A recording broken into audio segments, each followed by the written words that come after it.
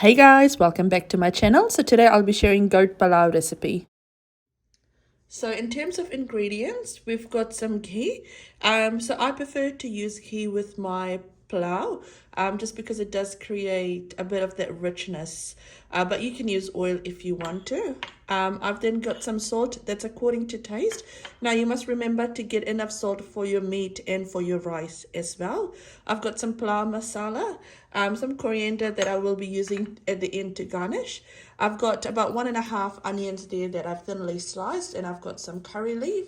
And then what I will also use, these are my kara masalas. So I've got some soph, which is your fennel seeds. I've got some cumin seed, which is your jeera seed. I've got some star anise, which is your badia. I've got some elaichi. I've got some cinnamon and a bit of cloves as well, which is long. Now these are all they make a part of the palau masala, but I like to add it with my ghee as well, just to create that, just to create that much more flavor. Now in terms of the palau masala, the recipe is on my YouTube video, so you can go ahead and watch how I make that as well. I've then got some ginger, garlic and chili.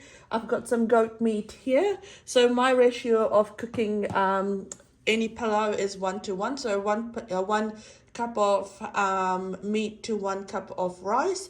But if you prefer more rice, you can add more rice if you want to as well. And then I've got some rice over here. Now I'm using parboiled rice, but with any palau, jasmine rice is really yum. So let's head to the kitchen and let's see how that comes all together. So what we'll do is we'll add our ghee now, and we'll just let that melt.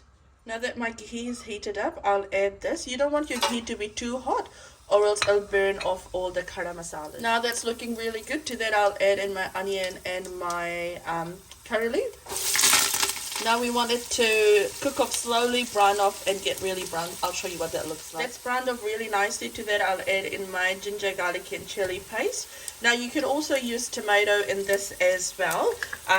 So you'd be adding tomatoes if you were using that at this stage as well, and we'll just cook this off now. That's looking really fragrant and it's fried off. So to that I'll add in my goat meat now. I'll also throw in my salt at this stage as well. I'll also throw in half of my palau masala at this stage. We'll give this a nice stir now. So now that's all mixed up, we'll cover this up and we'll allow this to cook off. And I'll show you what. Okay, now that it's nicely fried off, to that we will add some water. Enough water to help it to help cook off the goat now. Now since I'll be making palau in just one pot, so I won't be cooking rice separately and then adding to this. What I will do is I'll allow this to cook for about probably 2/3 of the way, and then to this I'll add in my rice. Now because I'm using parboiled rice, it does take quite a long time to cook. If you are using jasmine rice, you'd want it to be sort of almost near to cooking, because jasmine rice doesn't take a lot of time to cook. So I'll cover this up. We'll wait for this goat meat to cook off now.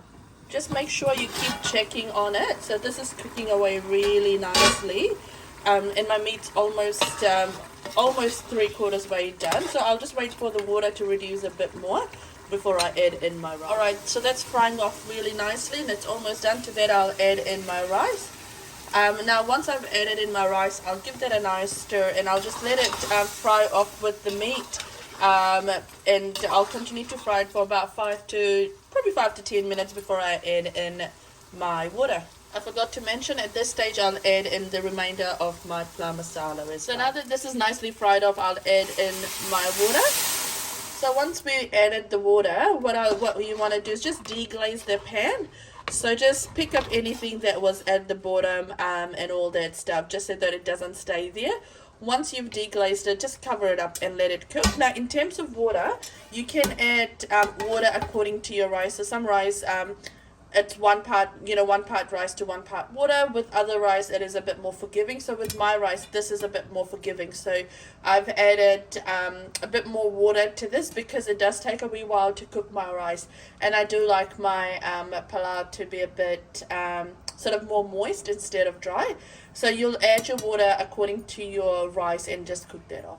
Okay, so my goat's cooking away really nicely. Sorry, my goat palau. You can see there's a bit of moisture in there, but what I might do is I'll add in my coriander to this now. And I'll give it a good stir. You can see that it's almost cooked. It's just on the top there was a bit of that moisture.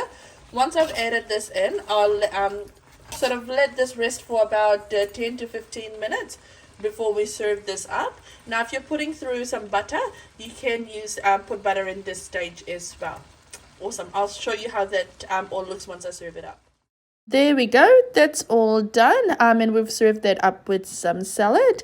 Now if you like my channel and if you like what I'm posting, feel free to share, like and subscribe, and do let me know what else you want me to post. Take care guys, bye.